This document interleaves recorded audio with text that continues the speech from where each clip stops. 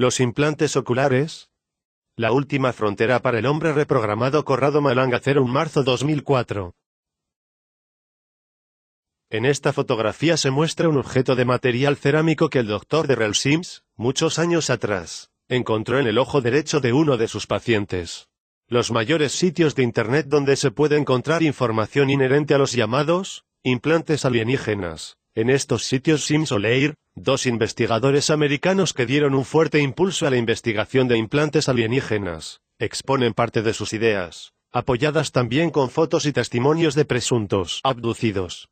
Se dice que el mundo de los implantes alienígenas es realmente muy complicado y se debe constatar cómo, en estos últimos años, se ha entendido realmente bien poco. Más allá de algunas fotos y testimonios, por cuanto importantes, faltan, actualmente, algunas confirmaciones experimentales sobre la composición química de estos microimplantes y detalles de su constitución interna. En lo que respecta al primero punto, cuando conocí a Sims, hace varios años, en ese marino, insistí sobre la importancia de un particular análisis químico que debía ser absolutamente realizado sobre tales objetos. Evidentemente fui bastante convincente. Sims regresó a los Estados Unidos y realizó este análisis en al menos 5 institutos universitarios locales. Se trataba de revelar el porcentaje isotópico de los distintos componentes de los microimplantes, para verificar su compatibilidad con los materiales terrestres. De hecho, se sabe que el porcentaje isotópico, los isótopos son átomos que tienen el mismo número atómico y se distinguen por el número de neutrones presentes en su núcleo, no es igual en todas las partes del cosmos y, si algo viene de afuera, por ejemplo, un meteorito onda, presenta porcentajes isotópicos en sus elementos, distintos a los presentados en los mismos elementos de la Tierra. El análisis se realiza con un instrumento que se llama espectrómetro de masa de estructura fina, que es capaz de pesar los pequeños pedazos de una molécula o de un compuesto complejo y de verificar el número exacto de neutrones en el núcleo de algún elemento que compone el artefacto a examinar. Sims obtuvo los fondos necesarios de algunos privados ciudadanos muy adinerados e interesados en el problema, y tuvo éxito, en algunos casos, al hacer estos análisis. Entre estos laboratorios se destacan, entre otros, Labs of Los Alamos, New Mexico Tech, Universidad de California y Universidad de Toronto. Un extracto de algunos de estos análisis puede ser visto en la siguiente dirección en Internet. Bien, los porcentajes isotópicos de algunos elementos que componen ciertos implantes resultaron diferentes a los terrestres. Para mí esto representa la indiscutible prueba de que los implantes encontrados por Sims son de origen alienígena y significa además que se parte desde un punto fijo y no se vuelve más atrás. Sin embargo, no se dice que no existan los microimplantes de origen terrestre, como parecerían demostrar las investigaciones que cualquiera puede hacer en las oficinas de patentes de medio mundo, pero especialmente en los Estados Unidos. A quien quiera hacer su propia investigación personal le recomiendo darle una mirada a este sitio, descubrirá algo bonito. En Italia, el sitio más interesante que se ocupa de microimplantes no es, obviamente, manejado por ufólogos, no podría ser, de otro modo, añadido yo. Si bien el Dr. Mauricio Fosarello, médico especialista en oftalmología, responde a una paciente suya lo siguiente: el trasplante celular y los microchip oculares son por el momento, y serán todavía por mucho tiempo, una frontera en fase de exploración. Otros expertos no piensan lo mismo. Por ejemplo, basta leer los trabajos que demostrarían cómo el Dr. Robert Heath, de la Universidad Tulane, implantó 125 electrodos en el cerebro de una persona, llegando a alterar su memoria y la actividad sexual, no obstante causándole alucinaciones. En mi opinión, los llamados implantes oculares son de particular importancia, de los que nadie osa hablar. Se trataría de microchips injertados, con diferentes funciones, en algunas partes del sistema visual humano. Darrell Sims fue el primero en encontrar uno en el ojo derecho de una paciente suya, pero desde entonces no se entregaron más noticias relacionadas a este misterioso objeto. Intenté conectar la presencia de un objeto es similar con algunas cicatrices que, a veces, se encuentran en los abducidos, bajo el párpado inferior del ojo derecho, con la descripción, entregada bajo hipnosis, de las operaciones quirúrgicas sufridas justamente en ese ojo. Pero vayamos por orden. La cicatriz a la que me refiero se asemeja a una serie de marcas que están bajo el párpado inferior, como una línea discontinua, como si fuesen una serie de cortes, más cortos y más largos, dispuestos casi en línea recta. Pero también está la historia de una extraña operación quirúrgica que tiene el fin de introducir un sutil electrodo en el ojo derecho del abducido. El electrodo es conectado a una máquina colgada del techo de la habitación donde se practica la operación y, por lo general, la escena se desarrolla en ambiente reptiloide. El que opera es siempre un ser pequeño y gris, o negro con reflejos azulados sobre una piel brillante. Los reflejos son provocados por la intensa luz azul presente en la habitación. Durante la hipnosis el abducido, en evidente estado de angustia y con una emocionalidad muy alta debido a la escena revivida, comienza a lagrimear por el ojo derecho. En una revisión inicial de ese ojo no aparecen señales de traumas provocados por esta operación, en realidad bastante invasiva, pero no se puede excluir que un futuro y más atento análisis, seguido por un oculista experto, sea capaz de evidenciar la presencia de microcicatrices en la superficie externa del ojo. Me hice estas preguntas. 1. ¿Existe la posibilidad técnica, para la cirugía terrestre, de instalar y hacer funcionar un microchip en el ojo, o, de todas maneras, en el sistema visual de un ser humano? 2. Si existe, ¿esta técnica es utilizada por los militares que trabajan en el proyecto Oncultra Control Mental? 3. ¿Para qué sirve un implante ocular? Estas preguntas han encontrado una serie de posibles, interesantes, respuestas. Lo que se ve en esta imagen es un transpondedor de los más grandes de baja tecnología, utilizado también, por ejemplo, para la protección antirrobo de objetos comerciales finos, capaz de enviar señales digitales a una antena receptora, pero también capaz de recibir señales desde el exterior. De estas últimas proviene la alimentación eléctrica necesaria para mantener funcionando el microchip interno, el que así, no necesita baterías. También hay pequeños transpondedores capaces de funcionar por medio del flujo mecánico de la sangre, o de tomar energía del calor transportado por la sangre misma. Pero veamos lo que dice Raunileena Lukanen-Kilde, OMD, ex jefa de la oficina médica finlandesa, en su artículo acerca de algunos microchips estudiados y aplicados en el proyecto Oncultra. Cuando un microchip de 5 micrómetros, el diámetro de un cabello es 50 micrómetros, es puesto en el nervio óptico del ojo, reajusta los neuroimpulsos de la parte del cerebro que incorpora las experiencias, los olores, la vista y la voz de la persona implantada. Una vez transferidos y almacenados en un computador, estos neuroimpulsos pueden ser modificados y luego, de nuevo mediante el microchip, ser reexperimentados, como dicen los anglosajones, es decir, son reintroducidos en la memoria. Esto significa que, utilizando uno de estos microchips, llamado RMS, un operador de computadora puede enviar mensajes bioeléctricos codificados como señales binarias comunes al sistema nervioso, reprogramando el rendimiento del objetivo. La cobaya implantada anda. Con el RMS, las personas sanas pueden ser inducidas a tener alucinaciones y a escuchar voces inexistentes. El diario La República del 2 de diciembre del 2002 salió con un terrorífico artículo en el que se destacaba que 2 científicos habían presentado su proyecto para escribir en CDS comunes todas las experiencias del cerebro humano. Bastan algunos CDS para guardar todas las experiencias de una vida humana. Así es como se expresa Ricardo Stagliano, el autor de la pieza, Roma. El objetivo final, un poco superomístico, es abolir todo olvido. Porque el hombre, que además siempre elabora trucos para recordar mejor, también tiene una necesidad vital de olvidar. El computador no tiene estos problemas y recuerda todo a menos que se toque el botón, eliminar. Una decisión que la sorprendente capacidad de los recuerdos digitales podría volver obsoleta. Porque privarse de un dato que tal vez un día podrá ser útil, desde el momento en que conservarlo no costará nada. Esta es, brevemente, la ambiciosa, y para algunos inquietante, idea del Millifebids Project: archivar cada documento, cada conversación, cada foto y algún otro fragmento de la propia vida en una gran memoria digital en línea. Gordon Bell y Jim Gemmell, ingenieros del Laboratorio de Investigación de Microsoft en San Francisco y cobayos del experimento, cuyos primeros resultados serán presentados en la Convención Internacional de la Association for Computing Machinery que tendrá lugar en Juan-les-Pins, en Francia, la mañana del 6 de diciembre. Para entonces Bell habrá recogido, en la gran base de datos que luego deberá estar a disposición de quien la quiera, el diario digital de su vida. Más de 10 gigabits de artículos escritos, libros leídos, CDS escuchados, películas vistas, etc. Todo reducido a bits mediante rescates en formato de texto, escaneos y masterizaciones de todo tipo. Imagínate ser capaz de hacer una investigación tipo Google en toda tu existencia, exulta el científico. Toda esta historia no podía más que recordarme las llamadas memorias alienígenas, que se encuentran en las experiencias de los abducidos y son puestas en una zona de su cerebro, por así decirlo, en acceso denegado. Se accede a esta zona de memoria solo con una oportuna contraseña, pero de esto hablaré en otra parte. Por lo tanto, todo lo que el hombre está haciendo se asemeja extrañamente a la tecnología alienígena que desde hace un tiempo ya es conocida por quienes se ocupan de la abducción. Pero, ¿qué dice la ciencia sobre la posibilidad de registrar todo lo que contiene un cerebro humano? ¿No se trataría tal vez de miles de millones de bits? Ralph Zemerkle calculó cuántos bits pueden almacenarse en un cerebro humano. Varias aproximaciones a esta cifra ya han aparecido en la literatura, basadas en consideraciones sobre el hardware, aunque en el caso del cerebro humano el término wetware es más apropiado.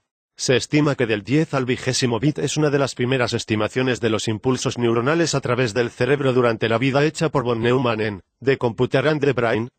Este número es ciertamente casi más grande que el de la respuesta correcta. Otro método es estimar el número total de sinapsis y entonces presumir que cada sinapsis contenga algunos bits. La estimación sobre el número de sinapsis fue hecha en un rango entre 10 al 13º y de 10 al 15º, con las estimaciones correspondientes de la capacidad de memoria. Thomas Callandauer, How much do people remember? Some estimates of the quantity of learned information in long-term memory, in cognitive science 10, 477, 493, 1986, además calculó que tan grande puede ser el espacio de memoria en un ser humano. El interesante resultado de este experimento fue que los seres humanos recuerdan alrededor de 2 bits por segundo, en condiciones experimentales. De modo visual, verbal, musical, de todas formas, siempre 2 bits por segundo. Continuando por una vida entera, esta velocidad de memorización producirá algo más de 10 al 9º bit, mucho menos que 1 terabit. Este dato parece inferior al recabado por von Neumann, pero quien sea que tenga razón, esto significa que es posible y plausible realizar la clásica operación de masterización de backup para entender lo que suele llamarse respaldo de datos de nuestro cerebro, así como parecen hacerlo, justamente, ciertas razas alienígenas. Sería posible, con la ayuda de un microchip, no solo masterizar los recuerdos de la vida de una persona, sino también, si se desea, en parte reprogramarlos. Hasta aquí todo bien, pero también se crea un canal de comunicación capaz de traspasar información del cerebro del hombre al computador alienígena y viceversa en un tiempo apropiadamente breve. Este canal es el verdadero cuello de botella, porque se puede tener un computador muy veloz, pero si los datos pasan lentamente por el canal de comunicación, se necesitará un largo tiempo para transferir los resultados de una operación realizada en una milésima de segundo. ¿Qué se puede hacer para eliminar el problema? Se hace algo aumentando la frecuencia en la que trabaja el reloj del computador. El reloj de nuestro cerebro de carbono parecería tener una frecuencia extremadamente baja respecto a la de un computador de silicio, pero el cerebro trabaja en paralelo y sigue lenta pero simultáneamente un número extremadamente elevado de operaciones elementares, mientras que el computador las sigue secuencialmente, o es una y después la otra y está, por lo tanto, en mucha desventaja, pero el remedio para el intercambio de datos está en el uso de fibras ópticas. Estas últimas hacen correr fotones a velocidad casi igual a la de la luz en el vacío, cerca de 300.000 km por segundo, mientras que los cables hacen correr electrones a la velocidad de pocos metros por segundo. Los electrones que salen a cada instante de un cable son demasiados. Entonces en el cable se puede transportar mucha información por segundo, pero los fotones que salen a cada segundo de una fibra óptica son muchos más, porque son más veloces y porque, en igualdad de sección, hay más fotones que electrones. Entonces una fibra óptica permite una velocidad de transmisión de datos inconcebible con los cables tradicionales. Típicamente, una abducción no dura más de 45 minutos de nuestro tiempo.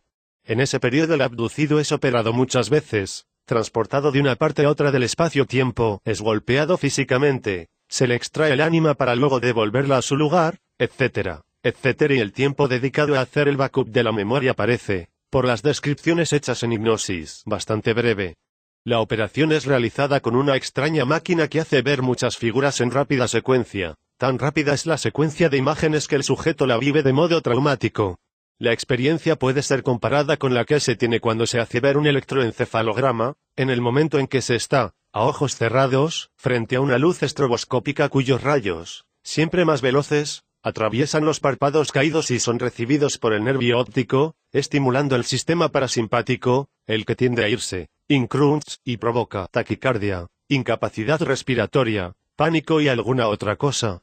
Para la transmisión de datos una idea podría ser la de usar un cable eléctrico conectado al cerebro con una serie de electrodos dispuestos en particulares zonas corticales y capaces de introducir/extraer bioimpulsos interpretables por el cerebro humano o por el computador.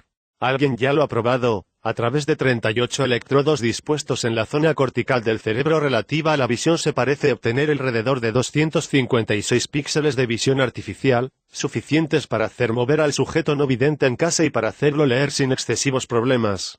Alguien también ya ha probado otro método siempre con el objetivo oficial de devolver la vista a los no videntes.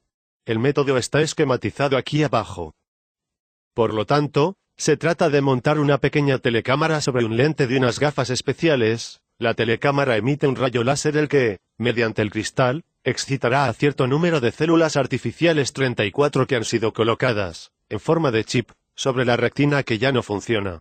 Esta retina artificial sería capaz de eludir la natural, que ya no es eficiente, alcanzando directamente el nervio óptico.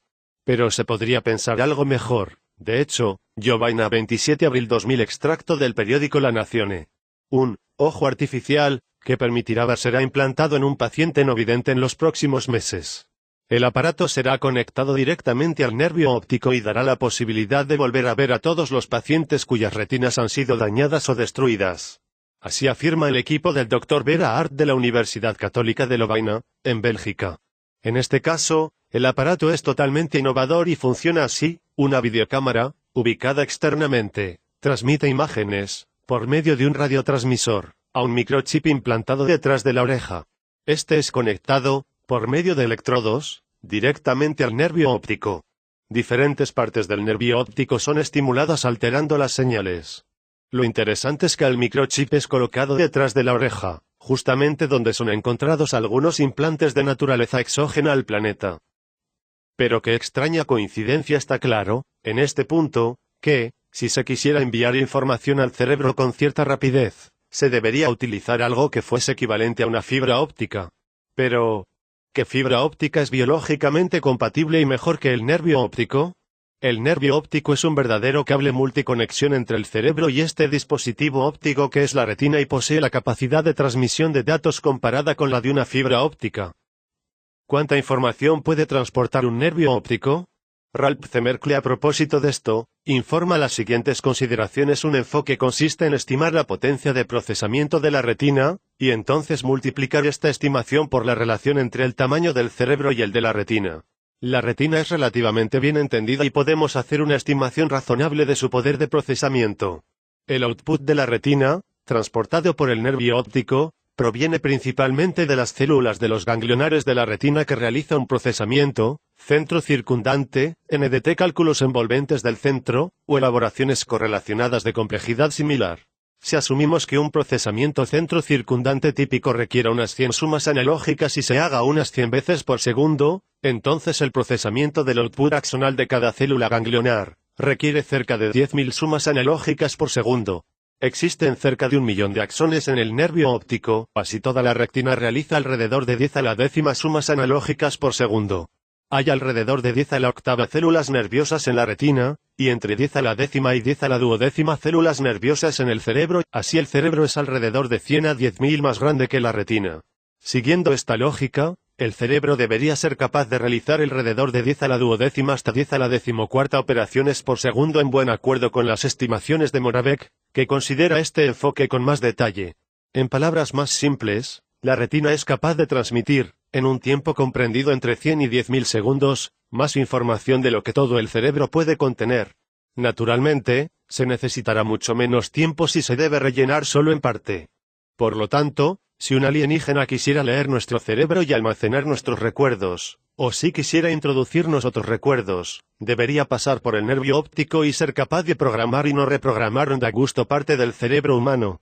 Todo esto es bastante menos fantástico de lo que pueda parecer y, para verificarlo, basta pasearse en la selva de algunas patentes americanas sobre microchips ya construidos por nuestra tecnología.